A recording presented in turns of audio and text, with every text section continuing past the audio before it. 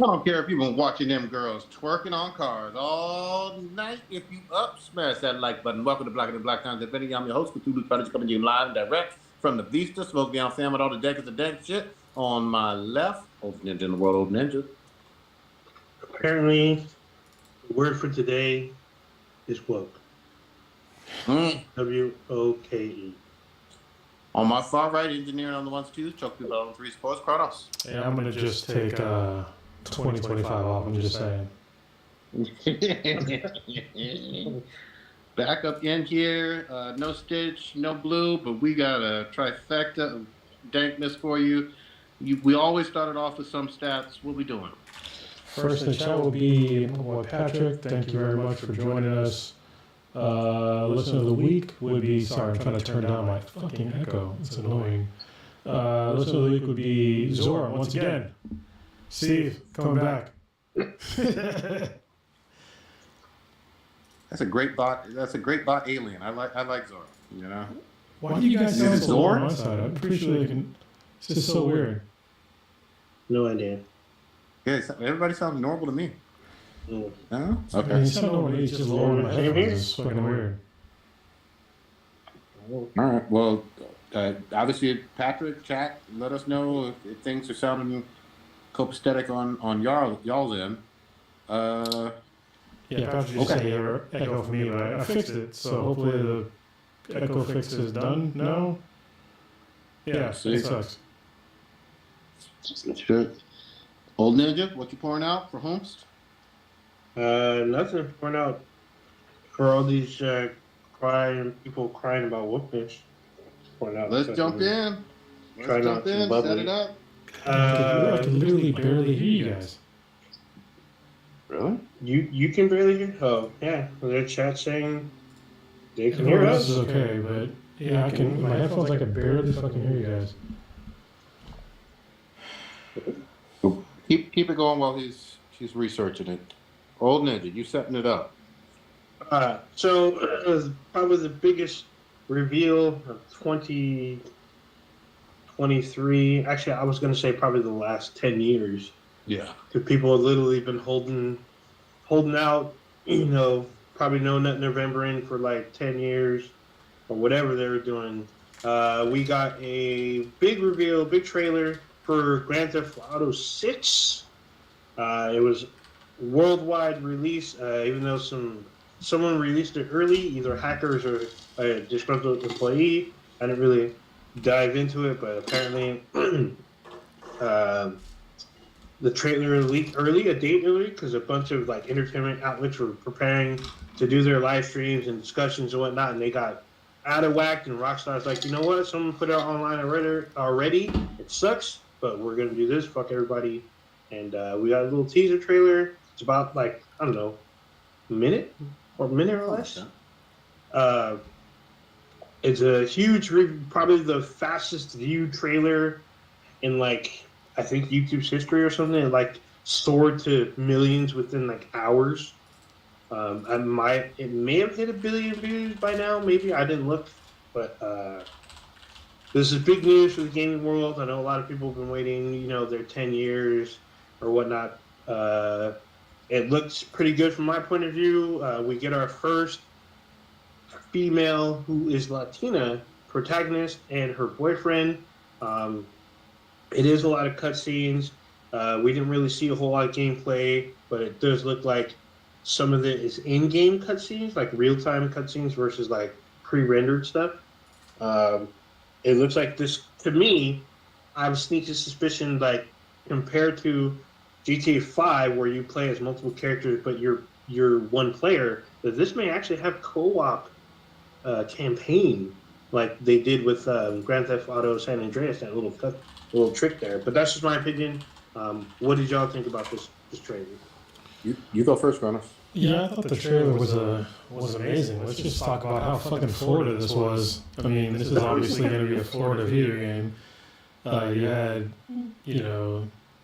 can't even tell speak. Okay, they had like the whole Florida like black culture going down. Actually, black culture and white culture. Like you got hillbillies and shit doing shit with alligators. dude, people looking like meth addicts. You had chicks twerking on top of fucking cars. Like, they got some good jiggle dynamics going on. They had 1.21 gigawatts. I'm just saying. Yeah, they did a great job. yeah. They had a lot. I think it was not fixed. Okay, so I guess something else to do. I guess on my side. Hold on, y'all go ahead and talk. Let me try to fix it on my side. Go ahead. Here's what I'm gonna say. They put Brazilian butt lifts in this goddamn video game. I'm so proud of you, Rockstar. Y'all done did it. My favorite little, not even an Easter egg, but little tidbit was they had some shit where they go into the liquor store, probably to rob it, and they say some shit like, no shirt, no fucking thongs. It's very Florida. Let's just say that. They got the Zoe gangs from South Miami or somewhere in Miami. They got all this. It's a satire on American culture. It's always pretty much been that. It's an over-exaggerated satire of American culture. It's over the fucking top. We've waited so goddamn long for this shit. And it looks fucking refreshing. It looks amazing. I will also say, Old Ninja, you missed an opportunity. You talk about, no RIPs per se. Motherfucker, whoever goddamn leaked this fucking trailer, they swimming with the fishes right now. They gone. Rockstar done took somebody the fuck out. I know it. You know it. They're with Jimmy Hoffa. You know it is. You know what it is. No. So if it's a person that is not affiliated with the company, like a hacker, some like anywhere from 15 to 18-year-old kid, or a group of kids in college, those people are getting hit with a bunch of legal shit. Like they're gonna get sued until like they're like 35 or whatnot. Those people were pretty much. I mean, they're gonna probably wish that they were dead with all the legal shit they're gonna hit with. If it's a disgruntled employee, well, yeah, they're probably bricks were probably tied to their feet and whatnot, and they probably maybe it was on X or the platform formerly known as Twitter. Who knows? But they're not with us. Or at least they're not working. They're probably in a corner somewhere or something. Well, I liked how they kind of took it back.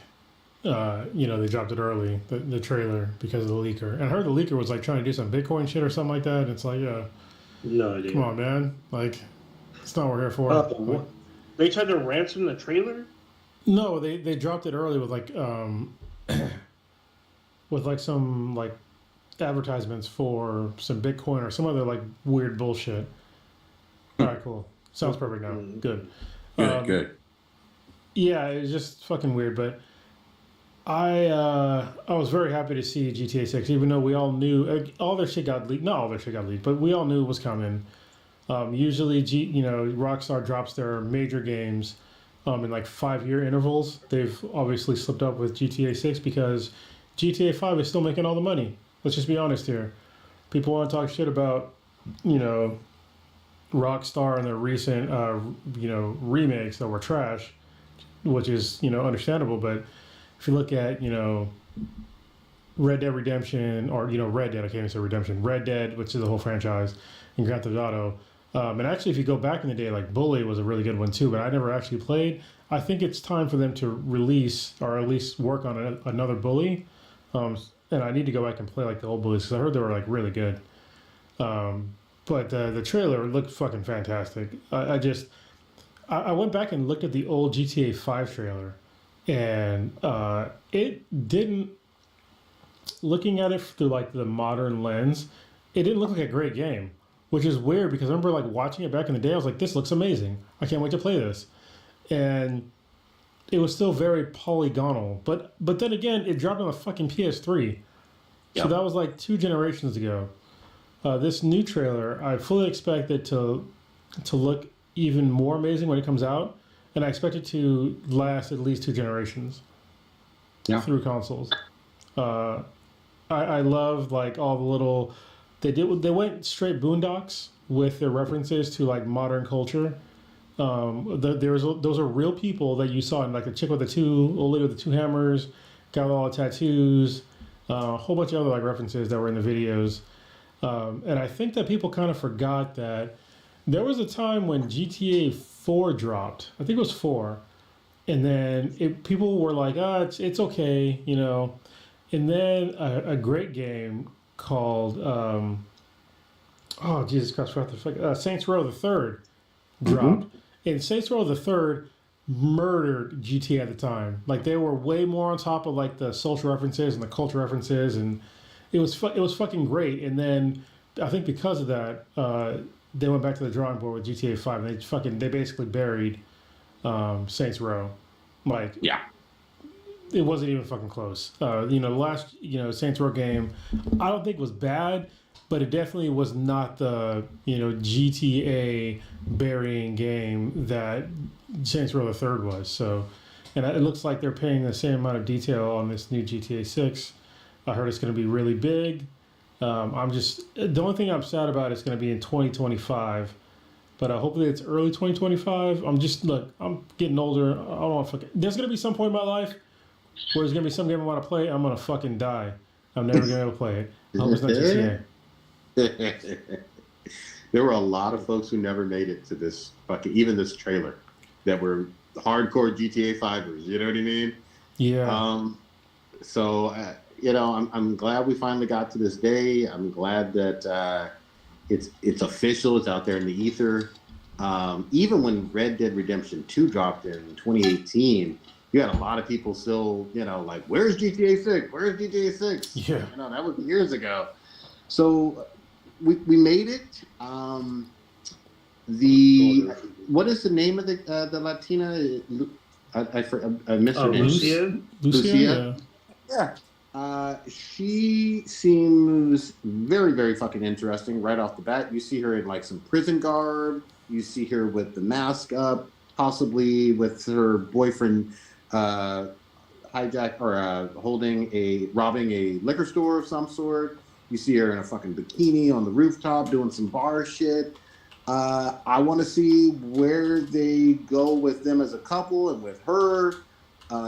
All of that sounds fucking interesting. The other thing that they really didn't get into, but it's going to be fucking slamming. Don't fucking forget how GTA 5 had the greatest video game soundtrack of all time by millions of miles. Like, this shit, I don't care what fucking type of music you were into, there was a goddamn radio station for your ass. And they kept building and adding on it, the PS3 version versus PS4 version. Like, there's plenty of fucking music that's going to be on this shit. Don't sleep on it. When we find out who all the artists that are going to be on there, because every artist is going to want to be on there, it's going to be ginormous. There's going to be so much fucking great music. Yeah, I mean, honestly, it's like, was it GTA 5?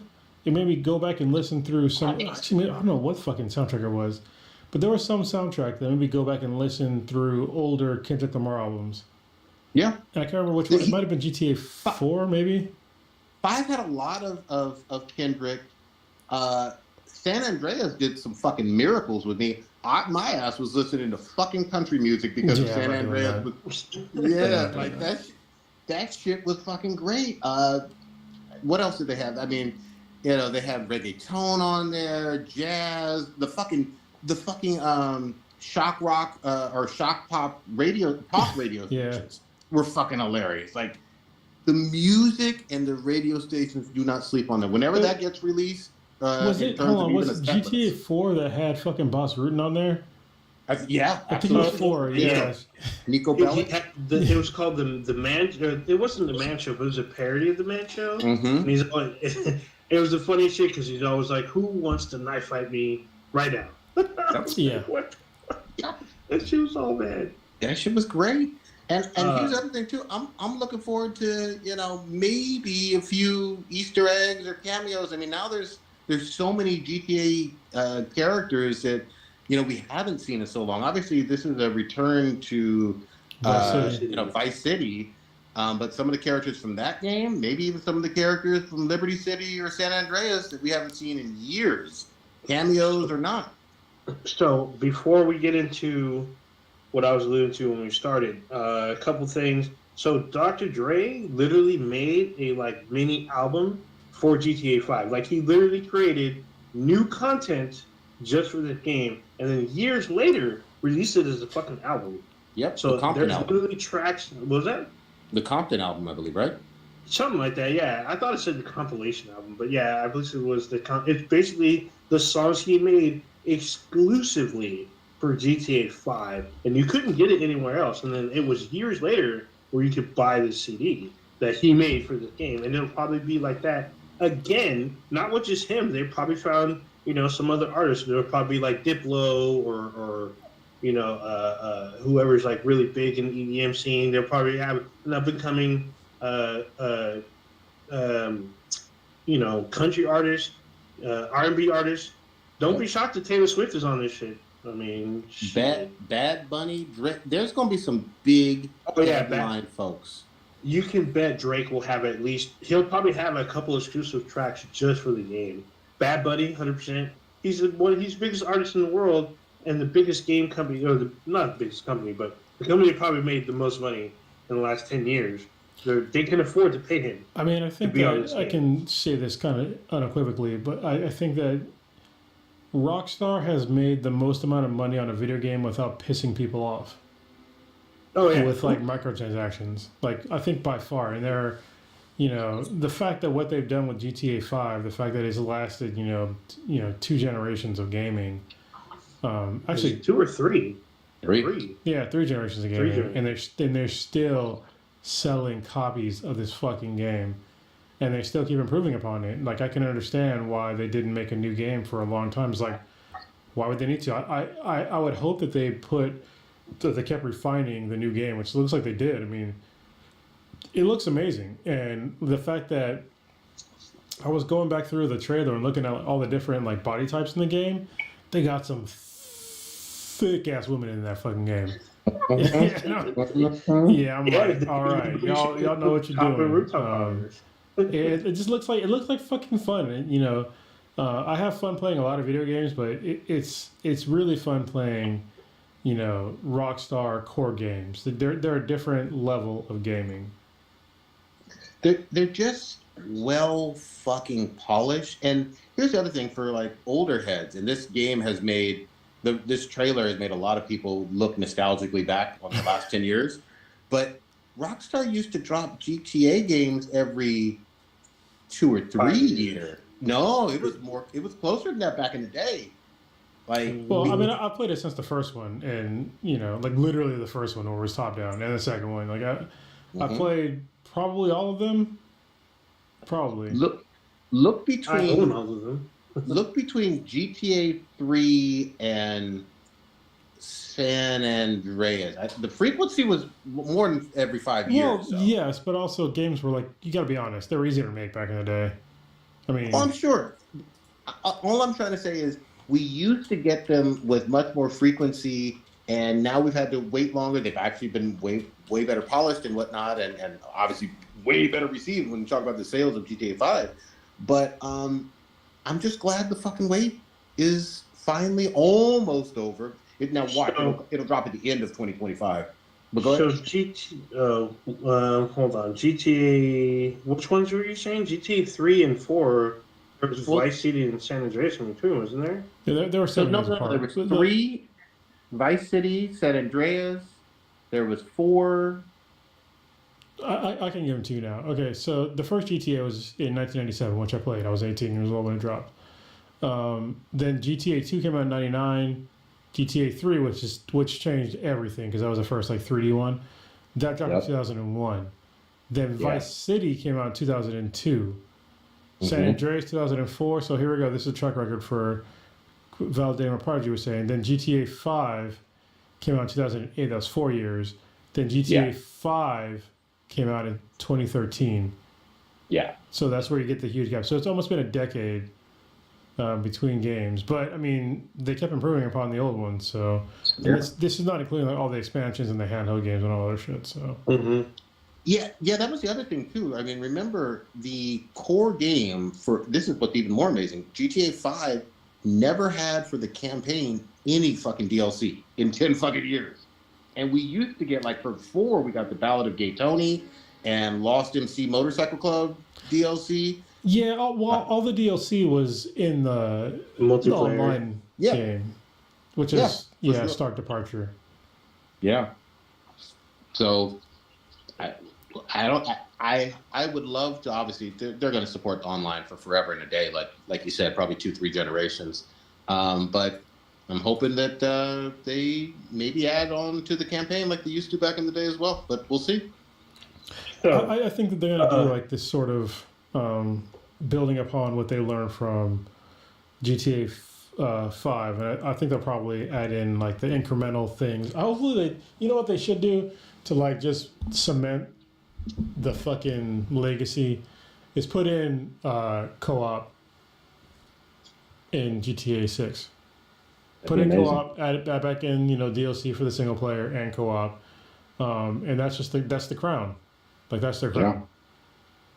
I mean, I suspected it already. That's why I started with. It looks like it might be a 2-player campaign thing, and I think that would be amazing. With today's technology, it's totally doable. So, You know what I'd love to see. Well, I think they really have this, but with the online version for 5 was always distinctly separate. Perhaps they can incorporate a whole lot of elements of the online into the main game, but I don't know how that would work. We'll see. I'm along for the fucking ride. I want to be surprised. I'm sure there's going to be more information leaking all of calendar year 2024, but I do know this: a lot of these game studios that had games that they were working on right now that were about to launch or have trailers or about to launch in 2025, you want to steer clear from this launch title. When fuck months. This is, you want to steer fucking clear. You don't want any of the smoke. I'm telling you right now, if you're within that same quarter of this, you're going to get buried. And people are going to fucking forget your game. Yeah, and you're going to be Far Cry 3 back in the day. Because Far Cry 3 was like one of the best Far Cries ever. And because of the release date, it was like late in like 2010 maybe. And like nobody fucking played it because it was like in December of 2010. A whole bunch of other games dropped. Everybody didn't even know that this game even dropped. And it was fucking amazing. Yeah. Maybe people go back years later and find you, but don't do it to yourself. Pick a due date or release date. Yeah. All of a sudden, you're like, "Oh, my game did well." 5 years later. Meanwhile, you fucking lost your job. You're fucking bouncing around. Now all of a sudden, you're working for EA and shit. All because you wanted to challenge fucking Rockstar over some bullshit. Yeah.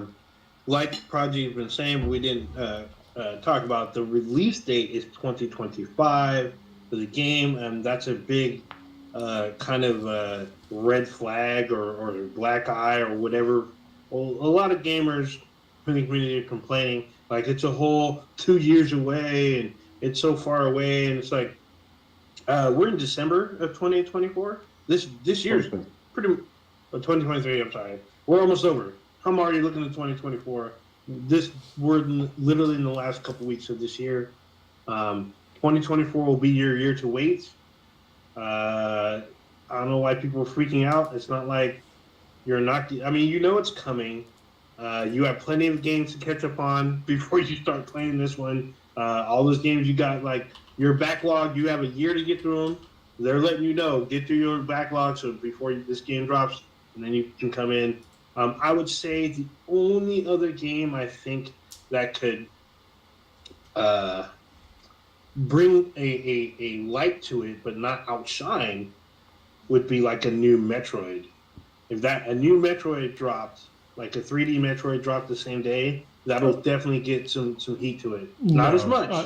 No. But Nintendo would never drop a Metroid anywhere around that because Metroid's only dropping on one console. GTA is dropping on at least 2. At least 2. Yeah, that'd be a huge mistake by Nintendo. And Metroid's a great franchise. Don't get me wrong. Yeah. But people have forgotten. We're old fucks. We were there when they were actually dropping this, and GameStop's had lines, and fucking people took off of work, and They were reporting it on like the Business Times. Like, what is this weird video game that's doing so well, and the economy is spurred on by this. This is going to change the fucking planet in terms of worker productivity for a good quarter or two, probably longer. Yeah, let's, when it first hit 2025, I was like bummed, but this has been one of the greatest years for gaming, like ever. So I can't really complain too much. Next year is going to have, a whole host of, it's going to be another good game of gaming, but it's not going to be as good as this year, I'm going to predict early on. But it's a solid year of gaming next year. So I think we'll get through it. There was a huge backlog because of the pandemic. They're working all through that shit.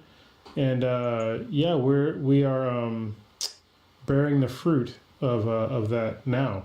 So there's a few shitty games, but don't play those and play the ones that are great. And there's plenty of great games. We gonna talk about how people crying on the internet about this trailer or not? We gotta talk about it because I think that these people that I think that woke, these anti-woke people, I feel like they're almost like they're like zombies at this point in time. Like they don't how the fuck do you call the trailer in GTA 6 woke? It's a heterosexual couple. You got chicks with huge asses twerking on top of cars that are speeding. There's strip clubs, multiple strip clubs. You got people in jail. It's the name of the game is called Grand Theft Auto. It's named after a literal fucking crime, and you're calling it woke. Like, have you never played a GTA game in your life before? You can literally have sex with a hooker in a car and then not pay her and then shoot her and then maybe run from the cops. If you don't run from the cops, you can try to kill as much as you can. If you kill all of them, the army comes for you. Then good luck. But these are not. People don't understand what the fuck woke even means anymore. It's just like it's some weird buzzword that they don't understand. Yeah, a lot of people never understood it. It's completely changed over the last few years. But at the end of the day, the complaints are really, I see women and black people. That's really what it boils down to. But what's crazy to me is there have been black people, like CJ was the lead character in San Andreas. Vice City had plenty of Latin characters in it. Grand Theft Auto 5 had Franklin and Lamar. Yeah. I mean, there's been black and brown people in GTA. I didn't play the early ones on PC, but since 3 and on, for 20 plus years, 23 years or so, what the fuck? Go ahead, old ninja. I'm pretty sure most of these people were really young when it came out. So as we were pointing out early on, like a lot of the people were like 8, 7 when GTA 5 was released. Yeah. So these kids who are not old enough to play, they may remember their older brother playing or even their older sister even, and they got to play as they grew up because they're like 20-something now. But these people kind of grew up in the Trump era. And so a lot of them are using woke to describe what they dislike. And that's what they're using because they probably didn't get a chance to play these other games. And so they're like, well, these games are old. I don't want to go back to it, but I've heard so much about it that I'm going to try to, get my hands on it. But now I see stuff that, that my cult leaders are saying this bad. The wild thing to me, I saw fucking Elon talking about, I didn't want to play GTA. I can quote him for you if you want. Want me to quote?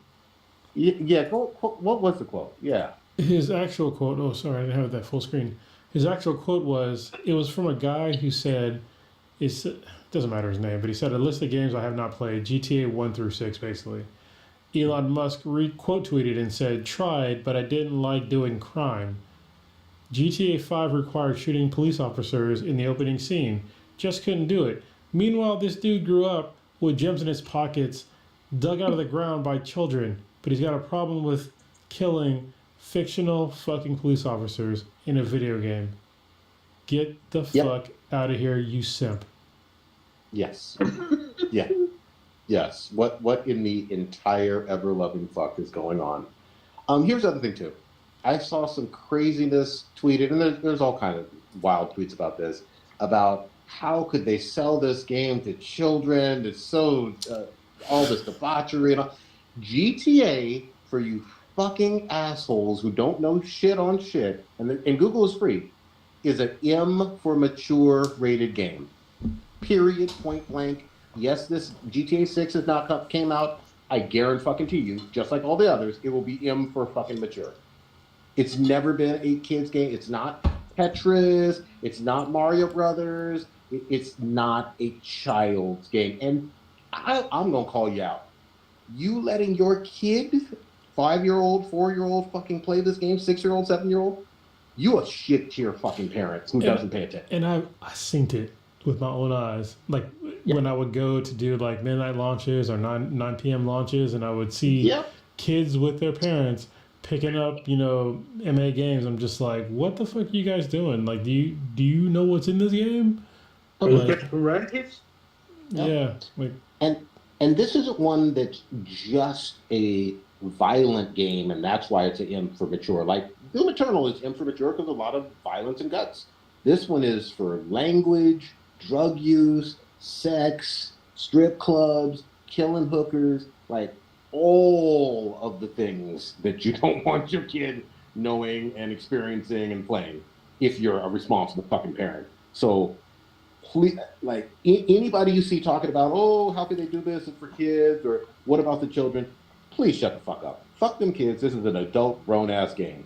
Yeah, it's not a kid's game, just like, not all candy's for kids either. So, I mean, let's be real. Like when they had the whole, like right now in California, they banned flavored vapes, which I don't understand. It's like, but you can have flavored alcohol, like what the fuck? Like, I don't understand like why people are trying to do that. Like, because like my oldest came out here and she vapes, I guess. I know. And she was like, "Oh yeah, they wouldn't sell her like any flavored ones." It's like, "Yeah, sorry, but I don't vape. I didn't fucking know." And that's like a real thing. And it's like they people swear like after you hit like 18, you don't like anything sweet. You know what I mean? Like you don't want to do anything fun. Like what the fuck? There was an excellent. I got to plug. There was an excellent documentary on vaping on Netflix where I learned a whole fucking lot. I will say most of them companies are evil as fuck in terms of their marketing, but people should be able to do what the fuck they want to do. But no matter what, GTA is not a game for your children. They shouldn't be watching a stream of someone else even fucking play it. They really shouldn't. I mean, unless you're an aspiring drug dealer or criminal, then I mean, 100% play GTA. But then also don't get mad when you try to get to, your first 1-star, event and you get murdered by the police. Especially if you're brown. I'm just saying. Yeah. The other thing too, and I know this goes usually without saying, I can't even imagine with the power of like the PS5 or PS5 Pro, and obviously this is going to go on PC eventually, and X Series S and all that. There's going to be a gazillion fucking cars too. Like, the number of vehicles should grow exponentially from GTA 5 itself. And even that had a phenomenal amount of vehicles, from bikes to planes to fucking fighter jets to all of that shit. I can't wait to see the full list of fucking cars. You know what's weird about, after playing GTA and living in California, is that because we have like a concentrated amount of Teslas on the road, every now and again I'll drive down the road and I'll be like, am I in a fucking video game right now? Am I in GTA? Because all of a sudden I'll see like 35 fucking Teslas in a row. I'm just like, bruh, like what is happening here? Yep. There's a whole fucking lot of them. Yeah, there's a whole fleet of them. They're everywhere. yeah, I cannot fucking wait. Do you remember how fucking great it felt too when you like just organically on your own figured out, oh wait a minute, can I jump off of there? Oh shit, I can fucking jump. Oh, can I hide from the cops in these tunnels? Oh shit. Yeah. What would happen if I go on this military base and actually try to get that fighter jet? Oh shit. Yeah. God, there's so many fucking moments like that where you're just like, I wonder if I can. Damn, I can do this shit. And you feel like you fucking unlock the secrets of the universe. Damn, you know what's crazy? It's Me? like, so when GTA 5 came out, this was back when, like, so we used to have this group called the Binheads, Mm-hmm. and that was back when we were still, like, in our heyday. We still hang out. I think back in the Union City house, my Union City house. Mm-hmm. And then your house, because when you lived in Newark, right, Prodigy? Yep. Yeah. For, I think, food nights. And then your brother fucking cooked chitlins in your house. He sure did. Not only did Motherfucker. not only did he cook chitlins, prior to that, he brought durian. If you don't know what durian is, picture or think in your mind these locker room smell and Not a fart. intensify a jock strap that has been in that stinky locker room for 4 months with no air, and then try to eat it as a fruit. That's durian. Yeah. Mm-hmm. A natural deterrent. Mhm. Oh, I remember Prodigy tried to explain him and Misha tried to explain to me what durian was, and like all of a sudden, like I don't remember which one of them showed me videos of people reacting to it, and they were showing like pets, like cats were trying to bury it like it was shit. Yes. Like they were literally almost puked, and they tried to bury it with everything they could to get away from that food. Just hilarious. Really? For me, pound for pound, it has the most protein of any fruit I've ever had in my life. But it was stinky. Anyway, Oh. but I would say for me, it's always about the secrets. Like I remember GTA 4. If you went to the Liberty City statue, that you can see the beating heart. Like there's the shirt. I got the shirt that said "I love Vice City" or not Vice City. I love Liberty City. So it's "I love LC." yeah, Like it was like this very special shirt that gave you like really good stats, which I could use to like take down cops and take down like almost anybody. It was great. Just shit like that was awesome. Just like random shit. Like I remember when Google came about, and I think the link is still there, but there was a link to the city. It's basically a Google map of Liberty City and where all the secrets and shit was all in the map. You can zoom in and click, it would tell you coordinates and where everything was, and like it would give you like little info and shit. I was like, what the fuck is this? This when did Google like take Liberty City as a real city, and it was mapped out like it was a real fucking city. Street names, strip clubs, secrets, everything was on there. I tell you what, like the reason that I know New York, LA, and Miami decently well is fucking Grand Theft Auto. Like, I swear to fucking God, I could drive around LA right now and be like, yeah, I kind of know where Venice Beach is and Beverly Hills. You know what I mean? Like, Dude, you know what's crazy is was it Watch Dogs 2? I think it was Watch Dogs 2 because it was in the Bay Area. yeah, San And it was like Francisco, super weird, like driving around because it's like they cut out sections of the Bay Area, and it's like, yeah. oh, all of a sudden you're going across the Dumbarton. There's no Fremont, there's no Newark, but all of a sudden you're in San Francisco. I'm just like, hold on a second. Yeah. Like you're skipping a bunch of shit here. Like you don't get Dumbarton and go to Oakland. Mhm. But Wow, yeah, shit. but it's amazing how quasi-realistic some of the maps and landmarks are, and you're like, oh yeah, I fucking know where that is, you know? Mm-hmm. Well, Especially big landmarks. I mean, I'll flip it. I know that they would skip, but it is what it is. yeah. The backlash is ridiculous. Here's the other thing too: if you don't want to buy this game for whatever reason, you can have any reason, even if you're an adult and just a gamer and it's not your thing. Totally fine. Nobody has a gun to your head. I mean, honestly, I feel sad for all these. Not even sad. They're dumb. They don't deserve my sadness. But they're gonna be people they're gonna wake up one day and being like, because I was so anti-woke, now I'm sad, alone, and I'm just gonna jack off all day. Maybe, but I can't jack off to certain things because that might be woke. Because porn is woke. Might be too woke. Yeah, Too woke. it's just like. Can't have women in your porn. That is woke. Yeah, as well. Like I don't understand like how far they're Wait, going with this what? anti-woke I'm shit. confused. Yeah. Okay. I don't know where it's gonna end or land. The other thing is it's so reactionary. The trailer didn't fucking hurt anybody. Like, it's a It video hurt their feelings. game. There was a brown woman in it. Yeah. Yeah. Video game trailer for a franchise that is going to make all the monies. So you can decide you don't want to be a part of it, but I guarantee you a whole bunch of people who even claim that, oh, this isn't for me and there's too many black folks, brown folks, women, there's a lot of them are going to still secretly buy this game and No, play I mean the fuck out. I mean honestly, just go play your anti-woke games. Like go find your anti-woke companies, find your anti-woke movies.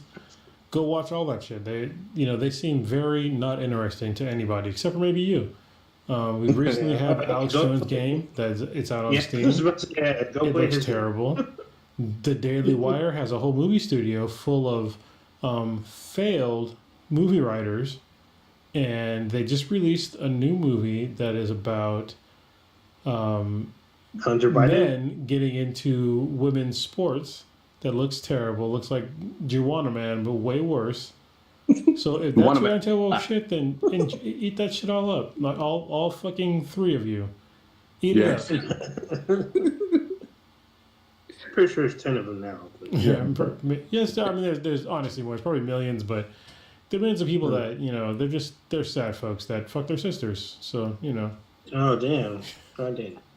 I feel like Juwanna Man probably hasn't aged well, but in my mind, I'm like, that was funny back in 2001. Yeah, it probably didn't age well. But this, I mean, honestly, I watched the trailer like the Daily Wire shit, and it looks so stupid. It's like, I don't know how far these people are gonna go to be like anti-trans. Like I hopped off that bandwagon a long time ago because it's like the parallels of just like racism and just like anti-otherisms are so incredible, and then like seeing them use that and like put actual money into being anti-trans and like this very small niche thing, it's crazy to me. And what? Sorry, go ahead. No, it's just they're like recycling old narratives for shit, and they shouldn't. These people have money, but they're spending it on all the wrong shit. What's fascinating to me, though, is this whole aspect of you're so concerned. Like, I'm going to tell you this. I don't wake up in the morning, drink some coffee and think, what if that guy thinks he's in the wrong body or gender? But I don't give a fuck. I don't wake up thinking about that. It's not my thing. You know what I mean? Like, why are you so worried? That was fascinating to me. Like, this is your hill to die on, and it's not even your fucking body. Yeah, that's one of the main things. It's like why would you care? Like when it comes to like even the sports thing, it's just like I'm not playing that fucking sport. I don't give a fuck. You know what I mean? Like if a bunch of like girls and women decide this is a thing, then let them do that. But I have literally no fucking like there's no incentive for me to like even comment on it. Like, but people do it for some reason, and they're just like swearing that they're gonna take over and blah blah blah blah. It's just fucking dumb. Well, I think their biggest thing is they're trying to protect children. They're like, oh, children are in danger. No, they're not. They're not like, trying to protect children. From what? Yeah, so I'm like, what are they in danger from? Like, I don't understand. Well, they're not killing them. Here's what children are in danger of school shootings. Children are in danger of a whole lot of fucking priests that are molested and raped. Like, you want to talk about children being in danger? I'm ready for that conversation. That sounds. Well, I'm talking about them being in danger from the trans community. Yeah. Usually that's what they wake up and try to fight about. Yeah. But anyway, I have not seen an epidemic of trans people raping kids, or assaulting kids, or even using strong language against kids. Nope. So strong language. Nope. The Catholic Church and the Boy Scouts had a whole fucking epidemic with that shit, and crickets from a lot of those folks that are so concerned. Yeah. So I just it falls on deaf ears for me, and it's like, you know, everyone likes the concept of obviously, protecting children in the abstract or whatever, but there are things that you can do to make the mortality of children's lives better, like actual things. But you're not interested in any of that. All those studies and data. Anyway, sorry, I'm gonna get off my soapbox. So before Project magically disappears, I got to talk about something. I told people I was going to talk about it last week, and we kind of went, in a different direction because we had a guest on the show. So things went in a totally Yeah, different direction. Yeah, we had Lilith on last. Yeah, my daughter was on. Yeah, so last week I didn't get to talk about the movie The Marvels because it's been a whole month and I saw it when it came out. Well, I saw it the weekend it came out, like that following Monday or whatnot. And I saw the film. It was like on a Monday or whatever. It wasn't like definitely a full theater or anything like that. But Oh, you saw it on a Monday like an old fucking man? yeah, because You watched Gene was Matinee like too? $6. Yeah, fucking you. Okay. Damn right I did that shit. Damn right. So I saw it after the weekend business, and I actually enjoyed the film.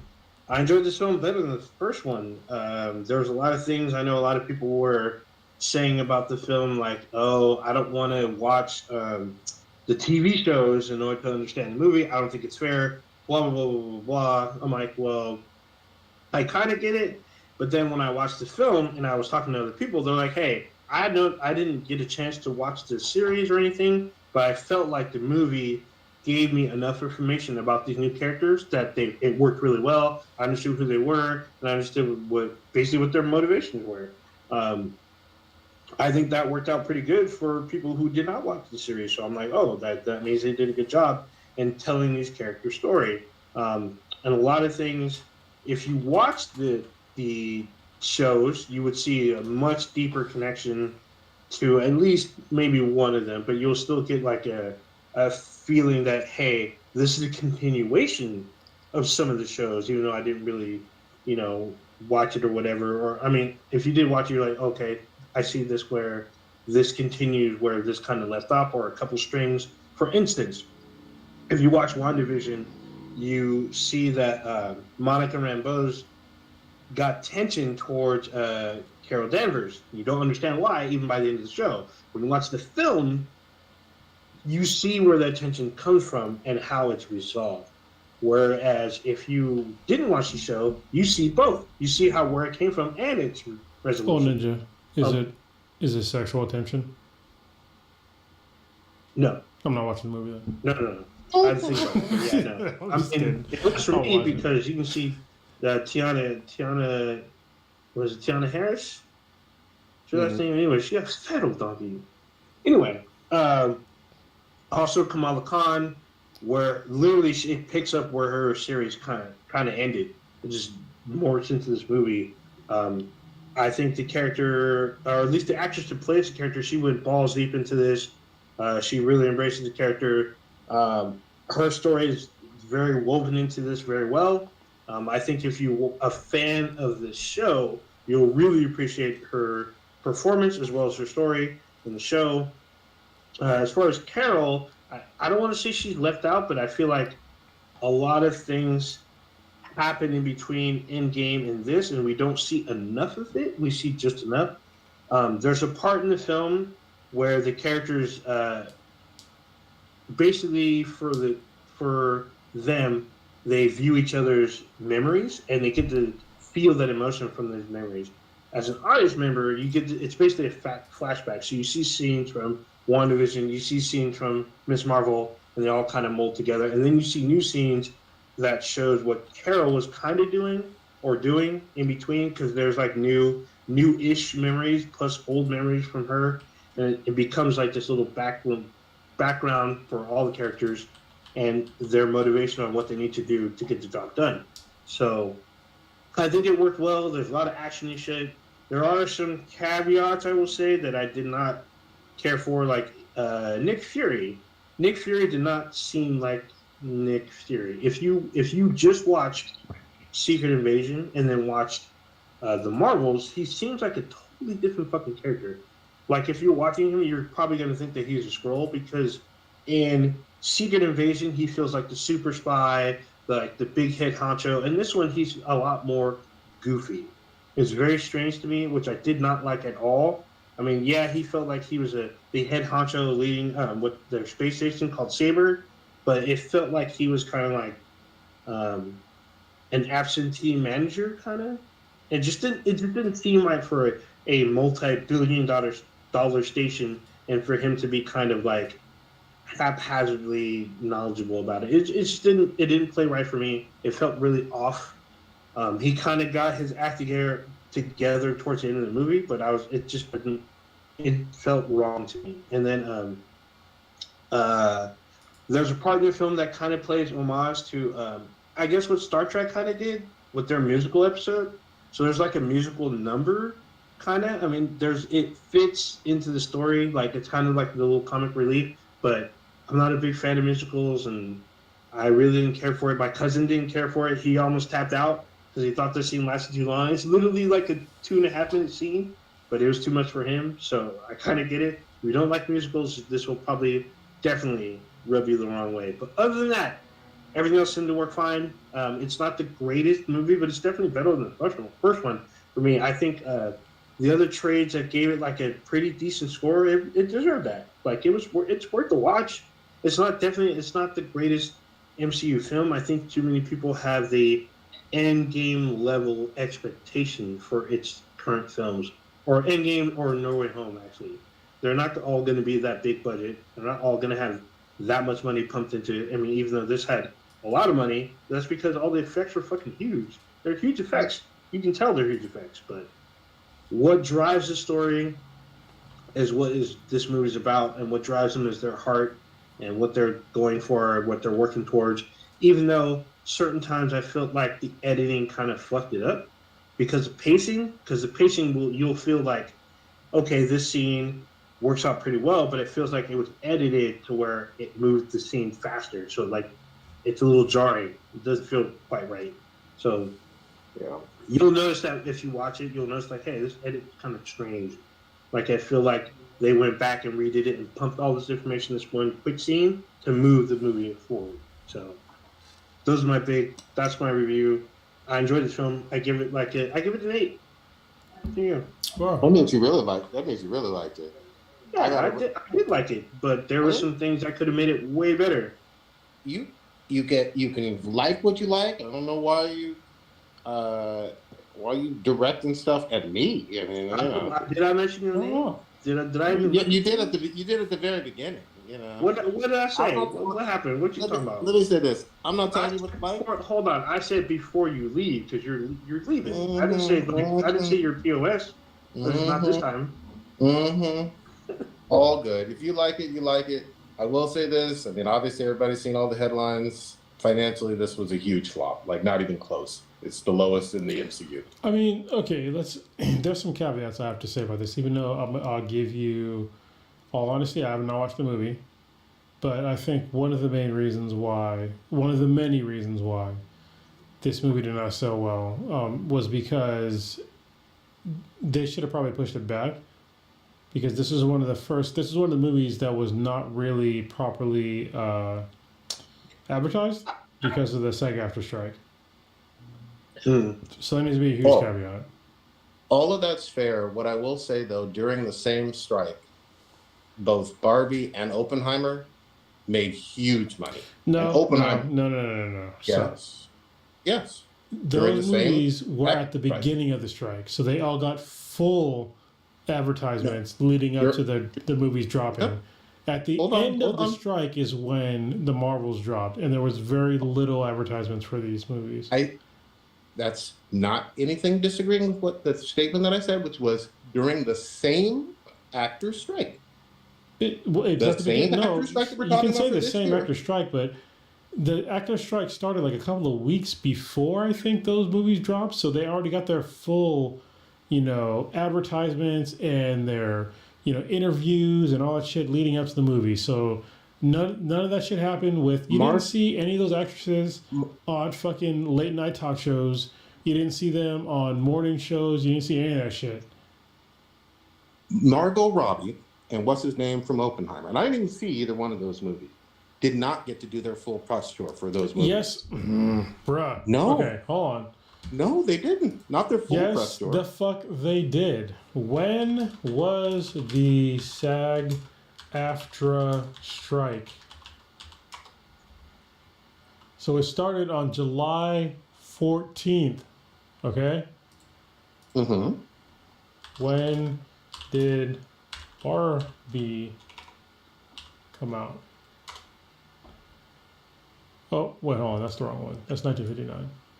That was the original Barbie movie come out. July Was it original 21st. Barbie? So, I So mean, wait, I'm sorry. that's Barbie a movie huge came out lead up. 21st?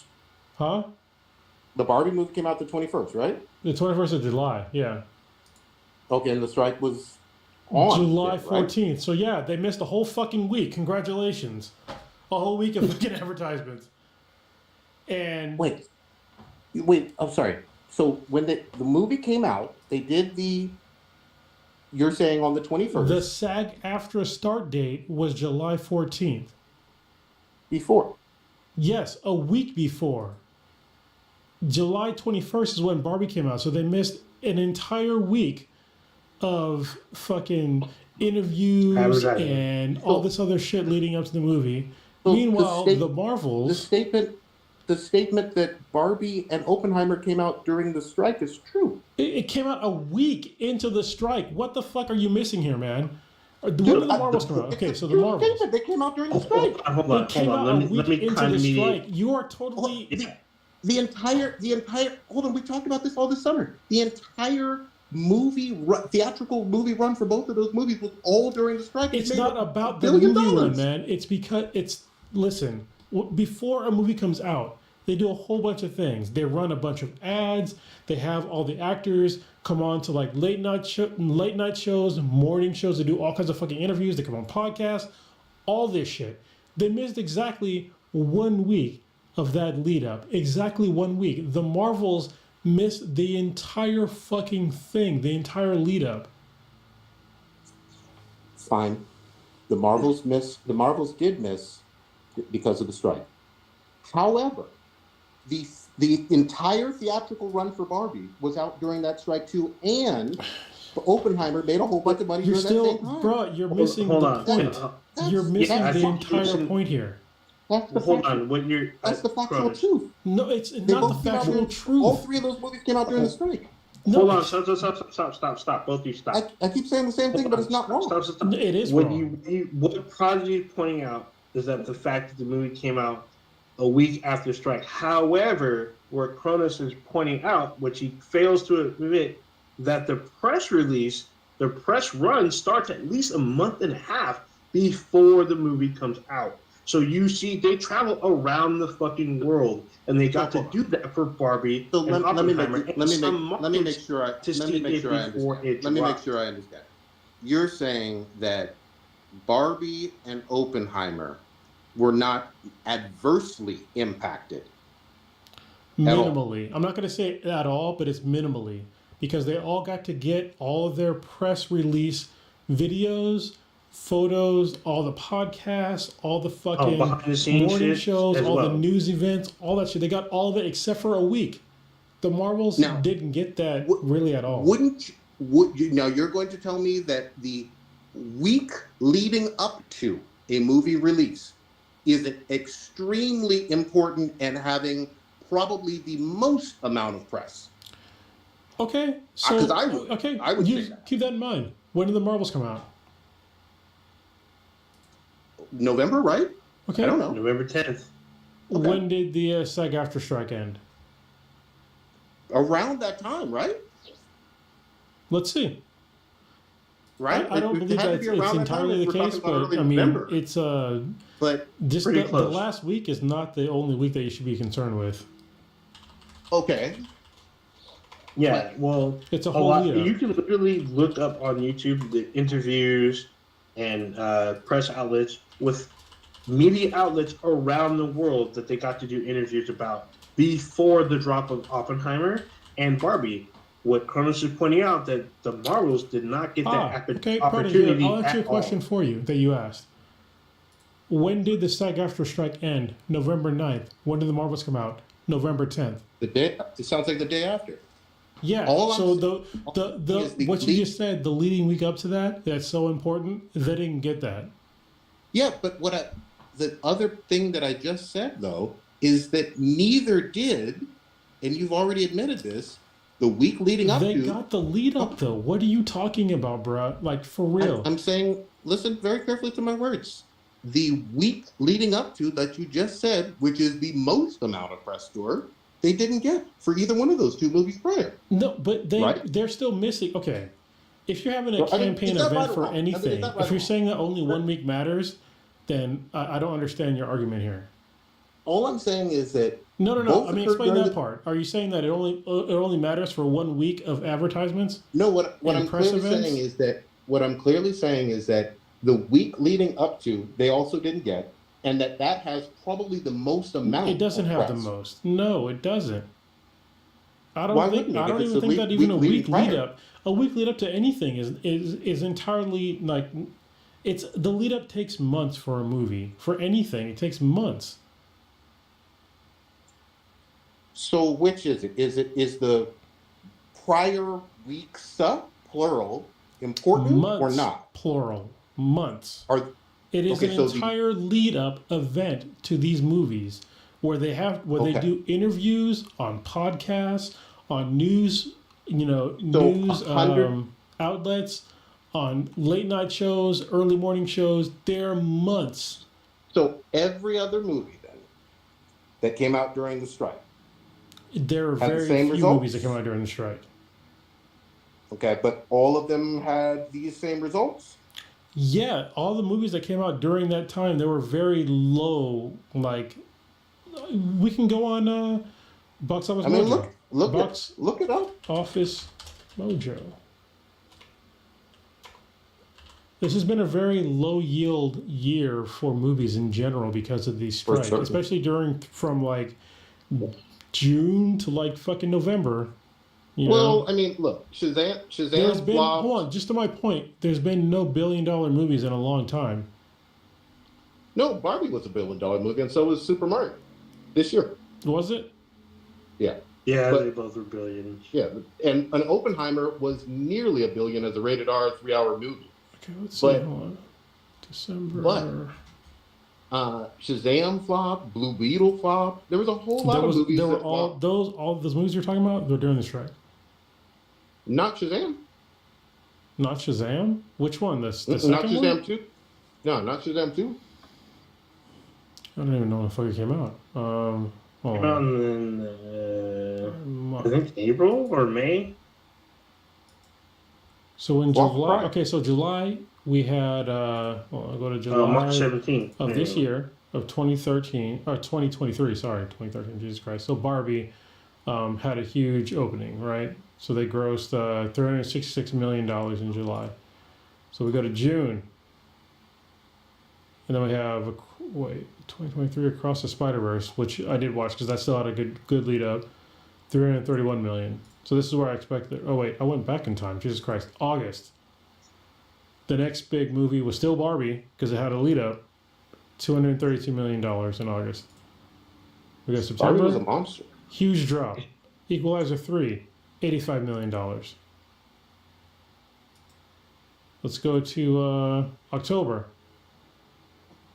Taylor Swift Eras Tour, which you can't even really count because she had the fucking tour, was $150 million. That's a lot of money for a tour movie. She was not part of the Screen Actors Guild. If you want to go to the Screen Actors Guild movies, I don't even know what the second place one would be, but it doesn't show it right here.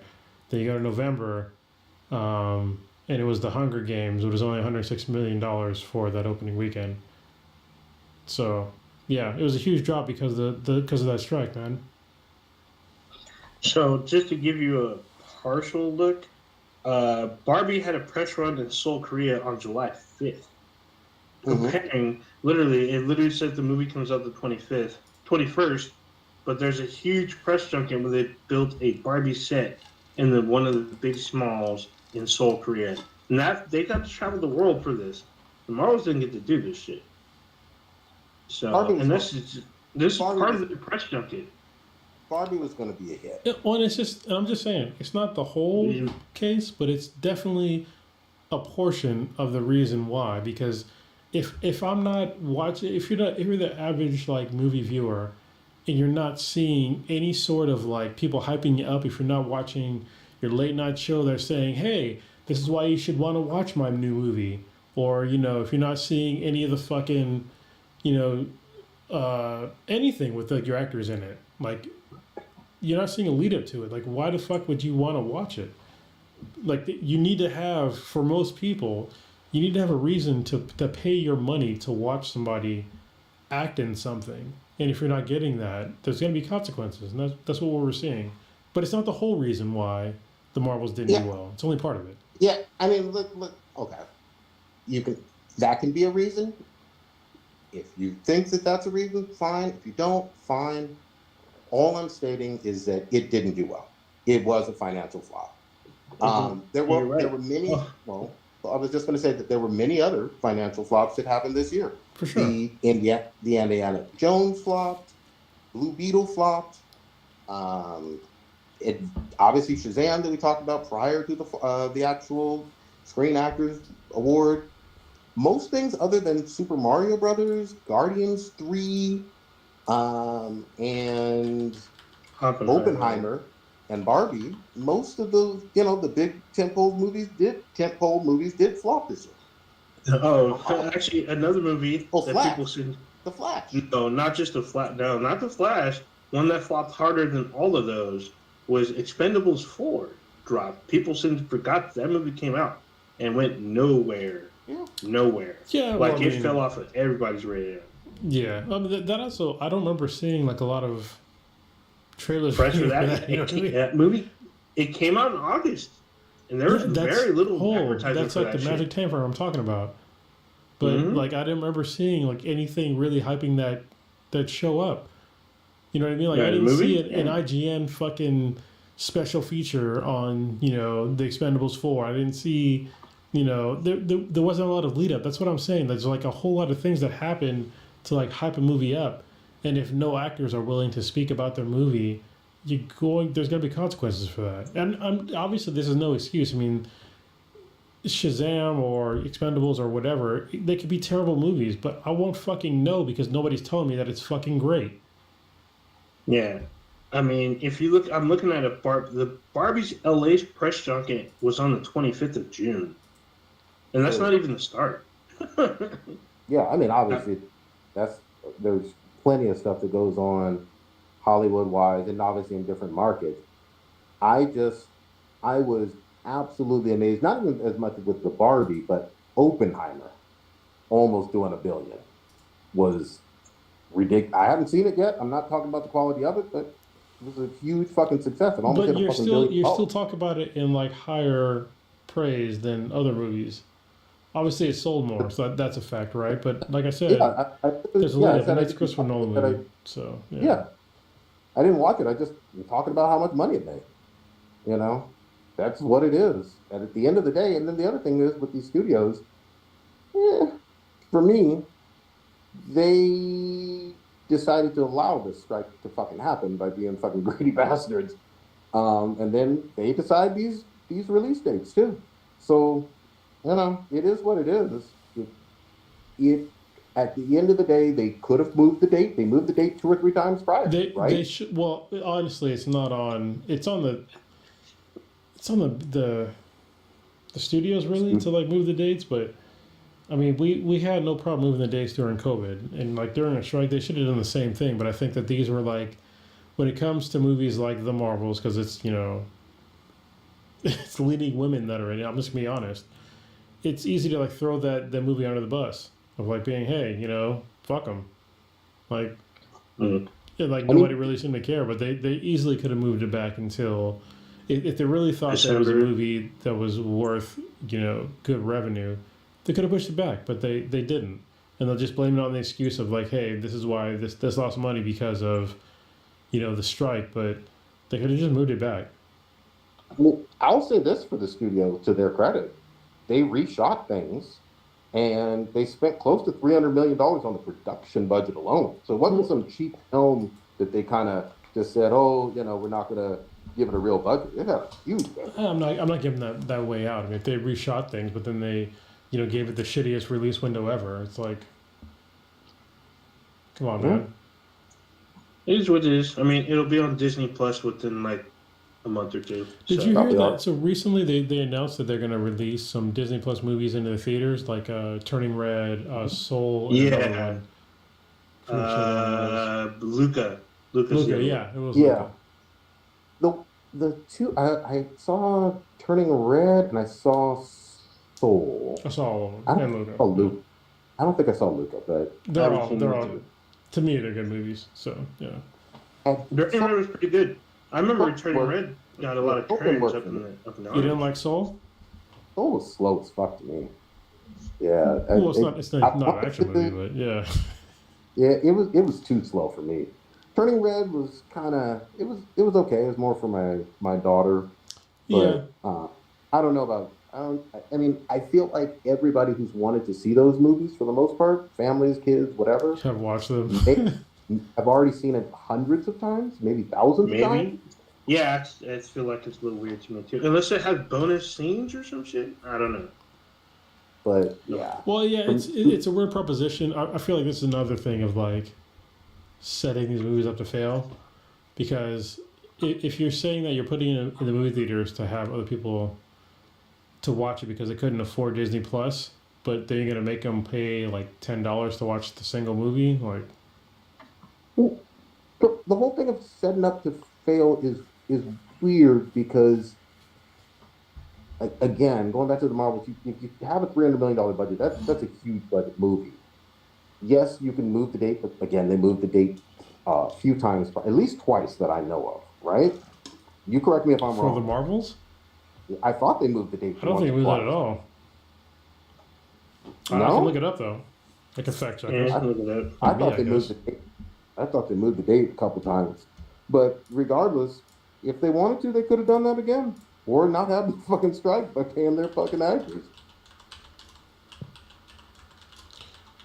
Well, during the pandemic, I mean, there was no. This is the original. I see one move. It was November 10th. Yeah, that's what it just says. During the pandemic, we saw that they could move back any fucking movie, and they did that. So there's really no excuse in today's terms. Yeah, the Marvels was not, as far as I can see right now, it was not pushed back.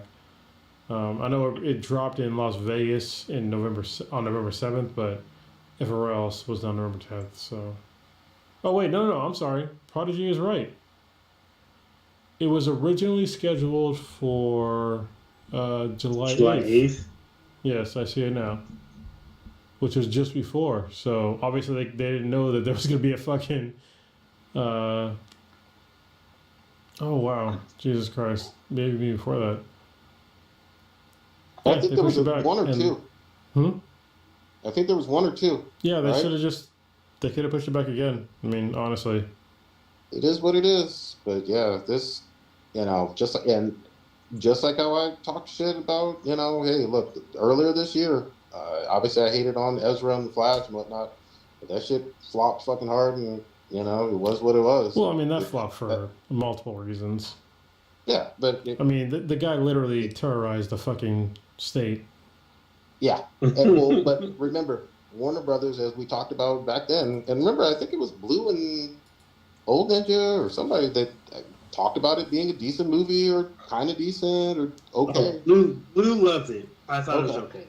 But Warner Brothers made their choices, in terms of reshoots, in terms of releasing, in terms of ignoring, in terms of all of that stuff. And it was dumb. They lost a ton of, like hundreds of millions of dollars on that shit. It needed north of 700 or so just to break even, given that budget and all the production stuff. Well, I think the problem is with like superhero movies in general is that we're at a point right now. Is not that it's superhero movie fatigue. It's that it's now a mainstay, and you can't make you know average superhero movies anymore. Like they have to be spectacular.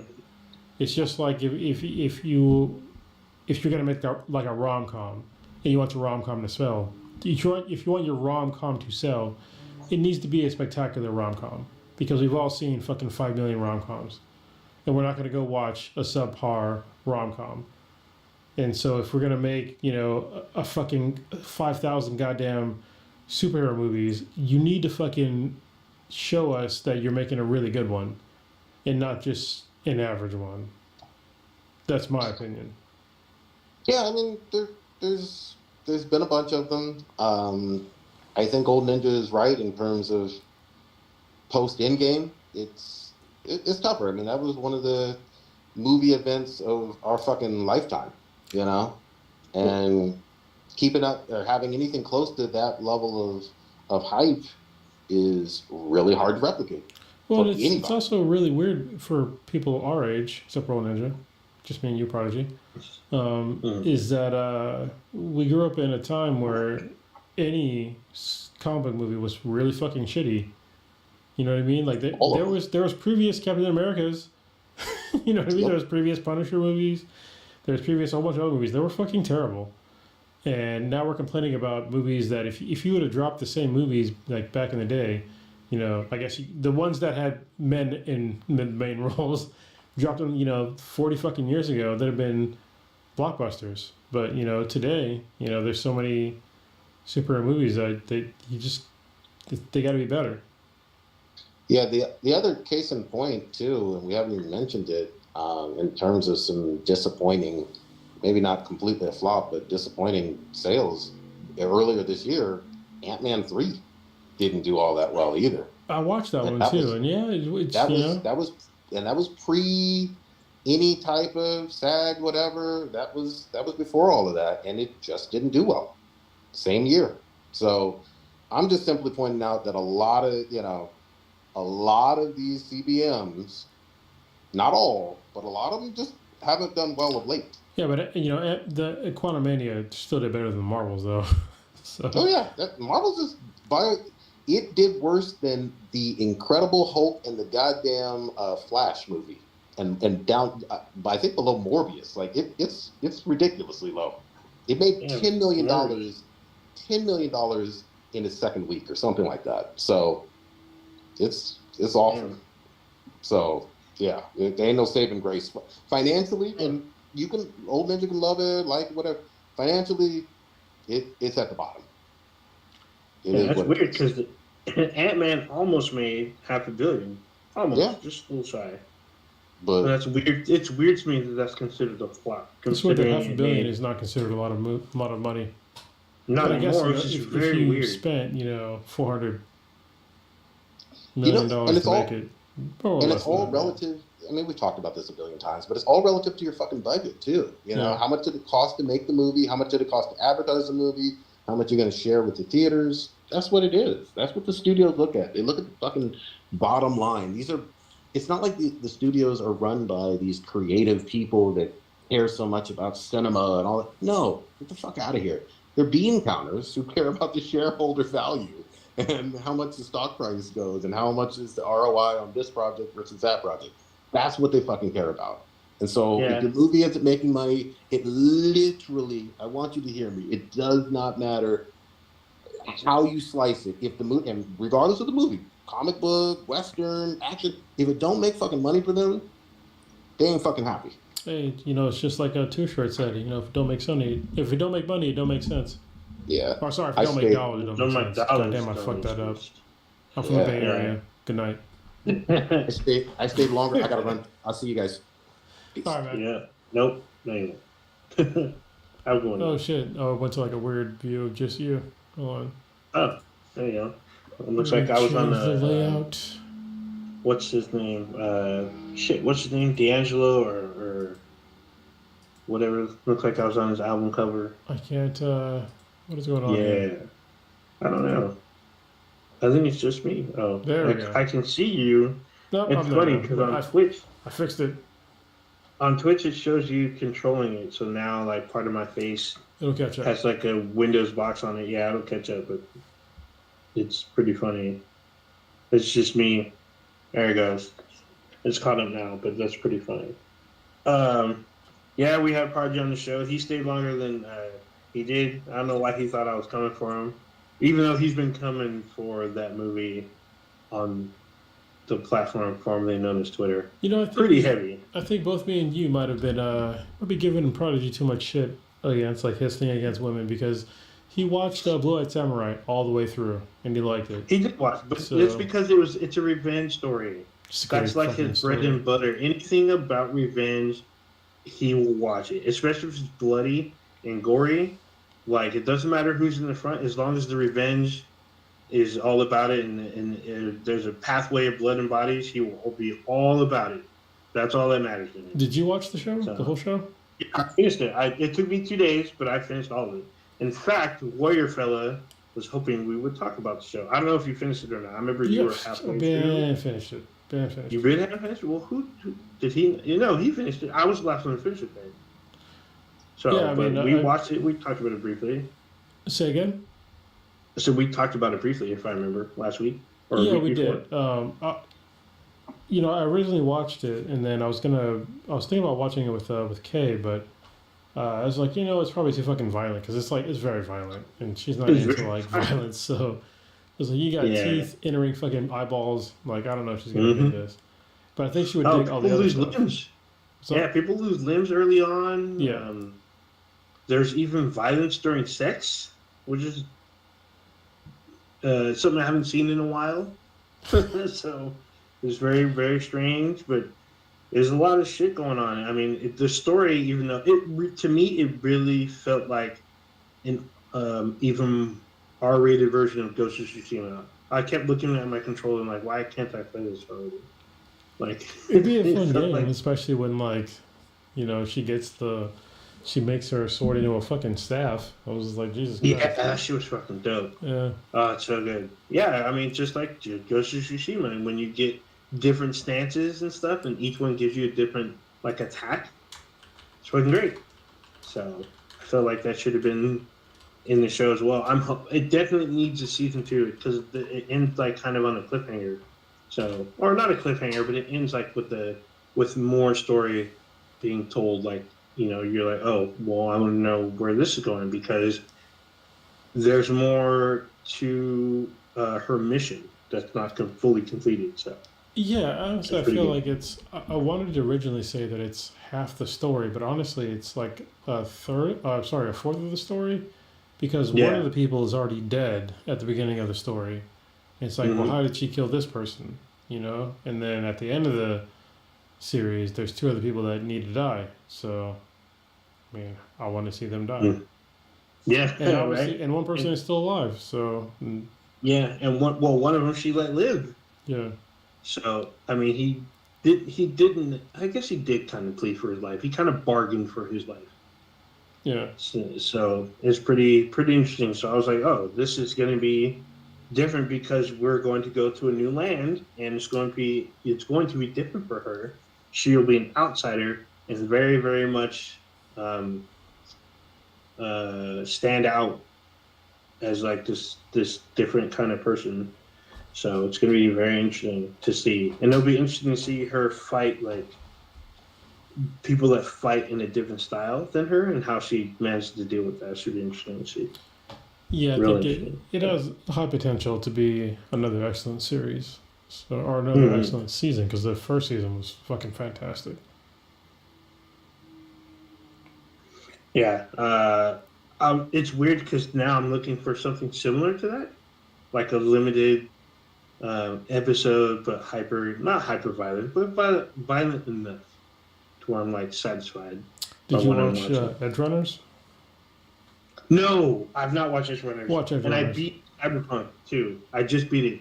And I told myself once I beat Cyberpunk, I'll watch Edge Runners. And I There you did. go. That's your next show. Yeah, that should be my next show. But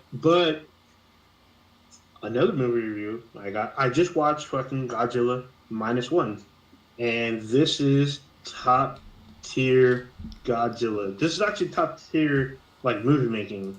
Like it kind of it doesn't reinvent Godzilla, but it does tell like a kind of different story where he's just like this force of nature. You don't know his motivations or whatnot, but we focus a lot more on the people in the film and about what they do. And the movie's set during like his creation, like during literally the end of World War II.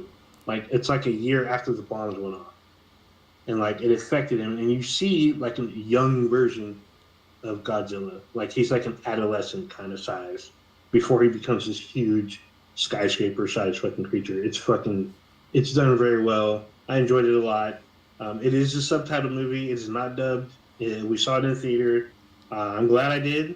It's very well done. A good story.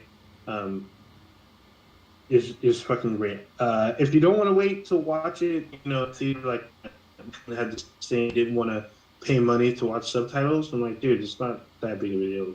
But just wait for streaming because it'll be streaming probably as soon as it's out of the theaters. But if you get the chance, you should see it in the theater. Get that fucking huge fucking thrill of like Godzilla just tearing apart a whole fucking city and what he does. It's pretty fucking awesome. I really enjoyed the film. I was trying to think of like the last movie that I watched, and it was the latest Trolls movie because I have a new 7-year-old in my house, and she likes the Trolls. one that came out, not World Tour, but because there's a new one. I guess. No, it's the boy band one. It's called like. Goddamn! Good thing she doesn't watch this show because she'd be so mad right now. That's your daddy. It's the boy band one. Hold on, I don't know. I didn't even know there's a second Trolls movie until recently. I was like, Band together. This is the third movie. Third movie? Jeez. Yeah, they're actually. If you got kids, they're all really good. Okay. So this one was about boy bands, and they had actually no. If you listen to this podcast, you probably don't fucking know. But Justin, not Bieber. Timberlake? Timberlake, yeah, Justin Timberlake is the voice of one of the main characters, Branch. And it's funny because he brings NSYNC into the movie. And there's like so many references to boy band names. It's hilarious. And so now like my youngest, she kept singing like remember the Boyz II Men song like Motown Philly? The doom doom doom. Okay, of course, yeah. She kept like doing that, and I was just like, "What the fuck? Like, how do you know this?" She's like, "Oh, it's from the movie." I was like, "Oh yeah, I gotta actually have to listen to Boyz II Men." But yeah, there's basically all the boy bands that like make references to like their songs and like them in general. It's even Menudo. Oh my god, yeah, I forgot about them. Menudo was huge back in the day. Jeez. Yeah, I'd probably rather not go back there. So if you got kids, check out the latest Trolls movie. Yeah, what's it called? What's the official name of the movie? Trolls Band Together, right? That's actually pretty funny. Now, honestly, all the Trolls movies I've really enjoyed. Like honestly, because like the first one, it's obviously the first one was like kind of pop. It's very pop. The second one was about rock music, which, I'm all about. And then the third one was about boy bands. But it was okay because, like, there were a lot of boy band shit that I already fucking knew growing up. So, like, especially if you grew up in the 90s, you're going to know the vast majority of these songs. And the fact that they, like, really play into the tropes of boy bands and shit like that, it's great. That's cool. That's funny. Actually, I didn't know they even made that many fucking movies. It's wild.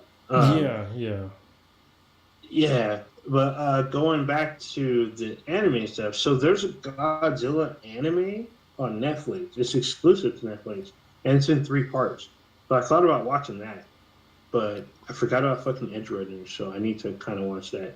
But Blue Eyed Samurai was an excellent recommendation by you, so thank you for bringing that to our attention because everyone's starting to talk about it now. Honestly, I gotta give the kudos to Patrick. Because it was on my list, but then Patrick, he hit me up and he's like, "You watching Blue Eyed Samurai?" And I was like, "Nah." And then I was like, "All right, I'm gonna watch it." And I was like, "Oh my god, this is fucking amazing!" Like I couldn't stop watching it. Yeah, it's really good. So good. It's like crack almost. Like I couldn't get enough of it. It felt like it really did feel like inspiration from Kill Bill, like you were saying, and just like a couple other movies. But like the fact that the voice cast was actually really good. Like the princess was Brenda Song. I was Yeah. like, what the fuck? Like what the fuck she like? I know she is, even though I don't really. To me, she's still a Disney princess because she was all over the Disney Channel at the time. But then she grew up, and now she does like a bunch of other movies. And like, I I mean, know she's in the Quarry, which is a game, one of those like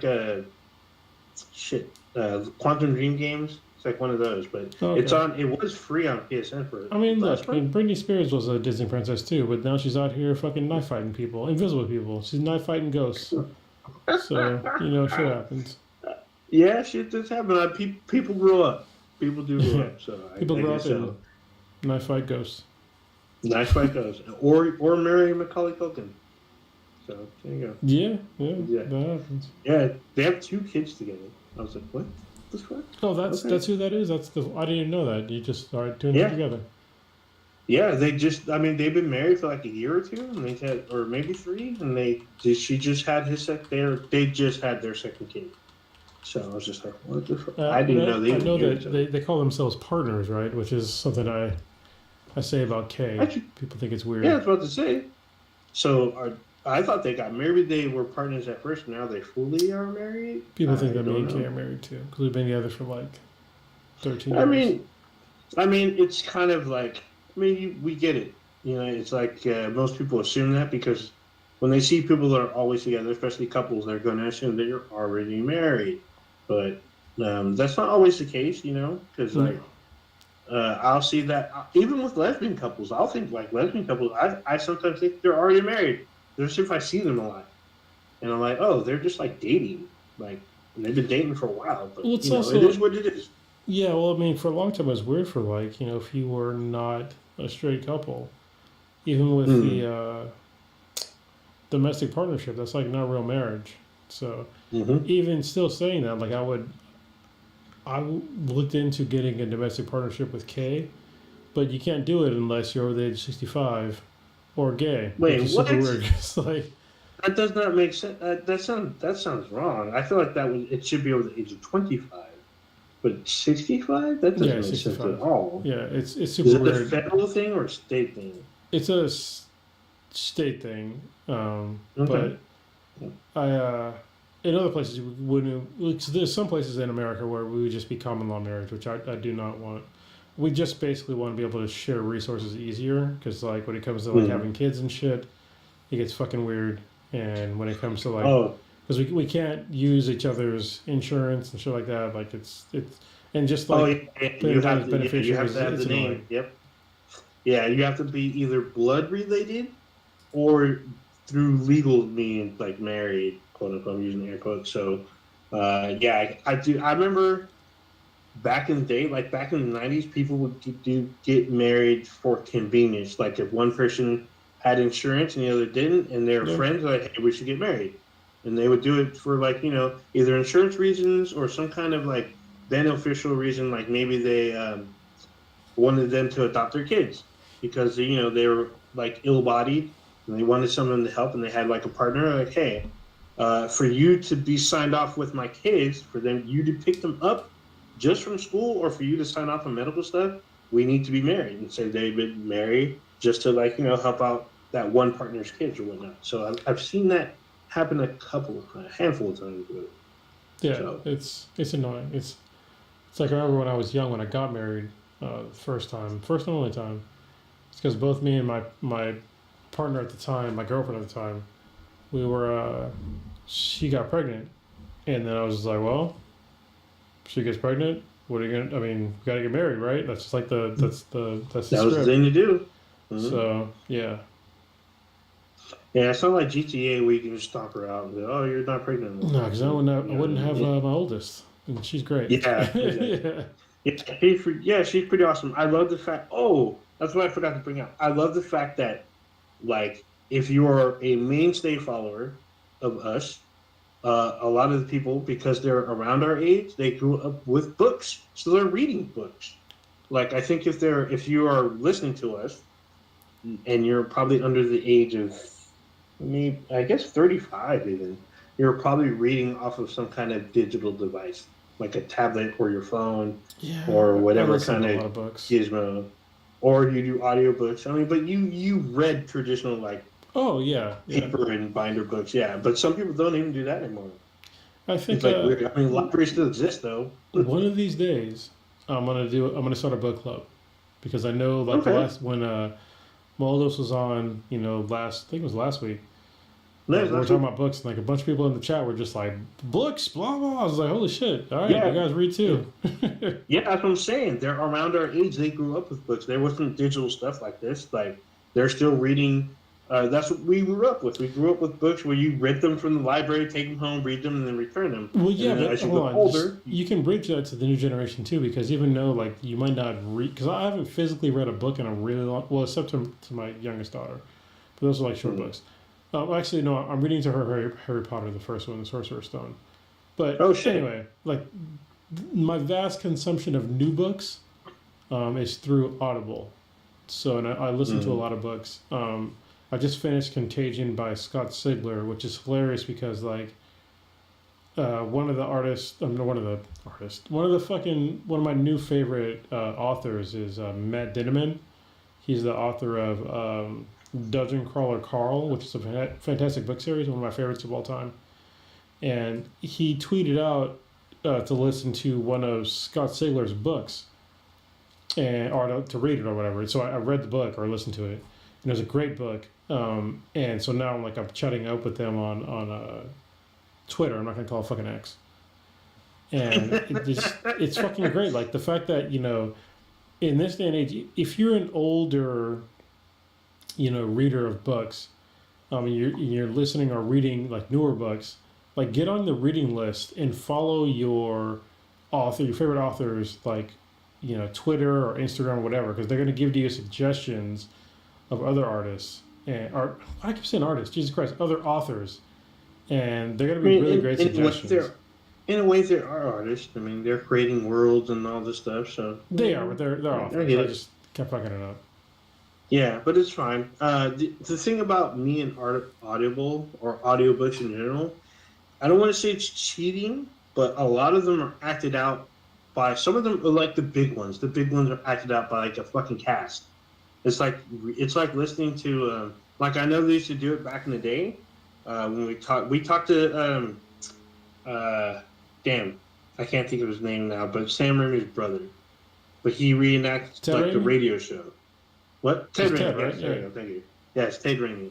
When they used to act out, like stage, like plays. They would act out plays over the radio. It's basically what audiobooks are kind of today. To me, it's not the same.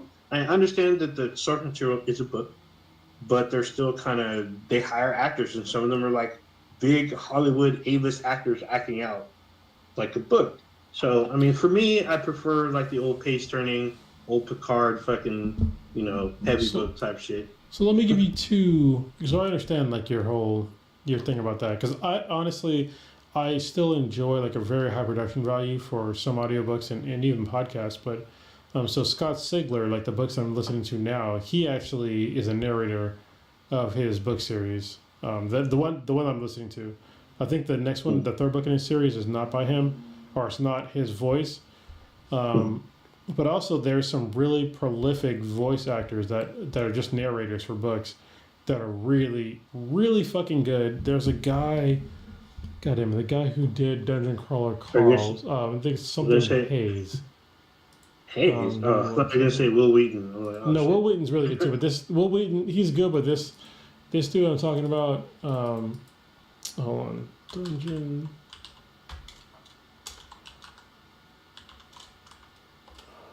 narrator.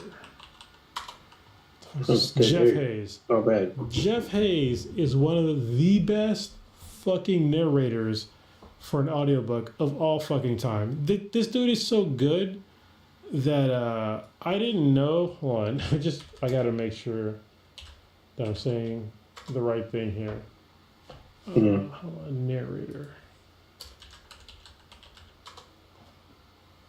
I think he's Asian, and I Is there no there's no pictures of him on, well, know there's when pictures you of get him. the Yeah. Well, I don't even know who's Asian or not. I don't. It doesn't matter what fucking ethnicity this dude is, but he's one of the best fucking narrators ever. He's from Sound Booth Theater, and if you listen to any one of his like narrated books, they're so good. I don't know how the fuck he does. Like he can sound like a woman, he sound like a dude, sound like a little girl. Like I'm just, and it's all just him. And when the latest book of Dungeon Crawler Carl came out, I followed Sound Booth Theater on YouTube, so I get notifications of when he was doing cold reads for the newest book of Dungeon Crawler Carl.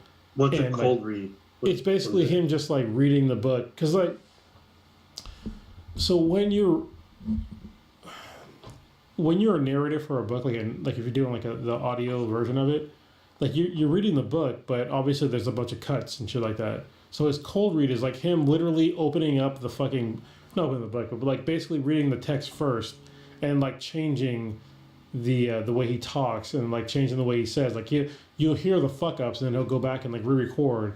And then when he was doing it in this one, the actual author of the book, Matt Dinneman, was there listening to him live with us. And then Jeff would ask Matt questions of how should this person sound, and then he would give him feedback. And sometimes Matt would like pause Jeff and be like, "Hey, this is what I was going for with this voice," and it was like really cool to like see like the whole process of like how they actually do an audiobook. And it was like, it was so much fun. Read? Yeah, that's weird. It sounds like a behind the scenes kind of thing, but they call it a cold read. Like yeah. It's interesting. That's interesting. Interesting. See, to me it sounds like a script reading type thing. Like, I think they have something similar in Hollywood, but I'm not understanding. I gotta ask my Hollywood friend or our Hollywood friend. Pretty interesting. But yeah, it's pretty. I mean, it's still great that people are still consuming the written word, even though now we're going super way back and speaking the words of a story, telling the tale. I remember I talked about this years ago, back in 2015. The book called Understanding Comics, where the author talks about how we basically stories came about and how we told stories. So before, we would do stories auditorially. What's the word I'm looking for? Auditorially. There you go. We would tell each other the stories. Later on, we would tell stories through pictures. And then after pictures came the words. And the words represented first the pictures, and the pictures represented the words, and the words became what was now written language. And it's pretty interesting that he talks about comics combining those two. We have the picture with the words. And that was like, an interesting analogy. It's a really great book. I highly recommend you read it somewhere. If it's an audio, what is it called? Like, download that shit. It's called Understanding Comics. It's a really good book. I don't remember if I got a PDF of it. I'm pretty sure I fucking had to order the book because it was like out of stock almost everywhere because it's read across the country all the time at like universities everywhere. It's a great book though. It's very, very great. It's funny because the way that the book is told, it's told in comic book format, and he draws himself narrating the history of comics. It's very interesting. Pretty cool. I forget the author's name. Not an audiobook. It's not. Wait, hold on. I'm looking in. I think. Hold on. Looking in the wrong spot. Just going everywhere. Yeah, that same comic is great. What the hell is this guy's name? I actually emailed him. He's like, because the book is kind of old. He wrote the book like a while ago, and because of the book, he's so busy speaking at universities across the country that it's hard to him to sit still and have be on a podcast or anything because he's just so busy. It's a really well written book. Okay. I'll find it somewhere else. Yes, Understanding Comics, The Invisible Art. And Scott McCloud. Yeah, that's him. Scott McCloud. Great guy. It's great. It's great fucking book. There's actually snippets of it online. Oh yeah, there's a book preview on Google, it looks like. There's 25 pages. out of the 226 pages of the book. Yeah. Hmm. Yeah, look at if you can look at the rating, it has pretty high ratings. Yeah, no, I see it on. It's on Amazon. Amazon. Oh yeah, Amazon has It's not pretty on high Audible. ratings. Damn, that sucks. I can get a It'd be cool paperback. though. Right on. Well, they have a school and library binding of it. What? Hmm. Probably because looks like there's a lot of visuals in it. That's probably why. Yeah, it's written like a graphic novel. That's so why it it's was an like, audiobook. yeah. Okay. Hmm. This is written in Makes sense. '94. Wow. Yeah, but he still talks about it to this day because it was so good. Oh, and Neil Gaiman said this is a must-read book. Oh, sorry, must-read book. There you go. It's won a bunch of awards, or it's been nominated for a bunch of awards. Even though it's a comic, it's a nonfiction book. that's pretty weird, but it's so good. It's a very good book. Highly recommend. All right, well let's wrap this up. It's getting late, and It is getting getting early. Yeah, same here. All right, what you got going on this weekend? I am leaving on Friday to go to Thermal, California to go to the Jamboree. It's our first event for Rescue Residents, and I'll be out there doing my thing. Not sure exactly what I'm going to do, but I'm going to figure out tomorrow. So I'm going to help out Papa Bear as much as possible because I know it's been very stressful for him and everybody else in Rescue Residents to put on this event. He's put in a lot of time and effort to put this on. We're going to have food, music, things showing how to like convert an ambulance into an RV. It's going to be a lot of fun. I'm going to be there. So I'll be there on probably like around 3 o'clock on Friday, and I'll be there most of the day on Saturday, but I got to drive back home on Saturday night, so I won't stay too late because I got to work on Sunday morning. But I look forward to doing that. And I'm still moving in. I moved into our new house, but so I got still working on unpacking. The house is full of boxes. We got a lot of or at least some of our blinds in today because the house had no blinds in it. And then today I was told we had an inspection for the furnace, and the furnace was original with the house, and it's about my age. So needless to say, it's gonna fucking die soon. Unlike me, hopefully. So it's another the joys of home ownership. Mm-hmm. Indeed. Oh, that's all I got. By the way, fuck HOAs. Just saying. Fuck what? HOAs. Yeah, fuck HOAs. They're terrible. Yeah. For me, by this time, probably tomorrow, I'll be ankle deep in cocaine and fucking surrounded by a bunch of fucking strippers. Vegas, baby. Indoor porn stars. Yeah, I'll be in Vegas. I'm leaving for Vegas in like 4 hours. So I'll be out there the whole weekend. I won't be back until next week. I probably won't be making next week's podcast because we'll probably be on the road, depending on when we leave, of course. But we're scheduled to not leave until like Wednesday afternoon, which will be probably really late getting back here. So I'm gonna be. I made the cast tonight. I was gonna be on the cast tonight, but things didn't. It didn't start off great, so I had to stay home. So I was able to make it to the cast, but. Yeah, I'm just getting out. I'm leaving for Vegas literally in 2.5 hours or 4.5 hours. So it's gonna be fun. I'm hoping it'll be fun. It's kind of weird, even though there's drama before we even launch off. But I'm hoping that Vegas will basically melt all that shit away. And I'm looking forward to seeing some good friends I haven't seen since June, and my other friend, my cousin's going. It should be a good fucking time, a good little release just before Christmas. I'm pretty sure I'm not going to the game on Sunday because it's a Raider game my friend's going to, but we shall see. You never know.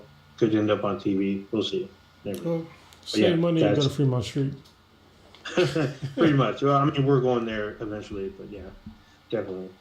But yeah, that's it for me. Gonna be in Vegas starting T-minus 4.5 hours. So. Well, have fun in Vegas when in, Joe. I will try. Hopefully I don't die. What's up? Take us out of here. You just experienced Black and Black Times Infinity, the dankest podcast on the internet. Check us out anywhere and everywhere with Bees and BTI. That's BTHANBTI, anywhere you consume your podcast. Check out our official website, benheadproductions.com/BNBTI, on Discord. We have a Discord. There we go. We have a Discord. You can email us. Let us know you want to join the Discord at bnbti@gmail.com. We're on the most social media platforms except for, I think, one. I can't think of which one. But even the platform formerly known as Twitter, we're on there as well, bnbti. It's still known as Twitter. There you go. If you go to twitter.com, you know where the fuck you're going.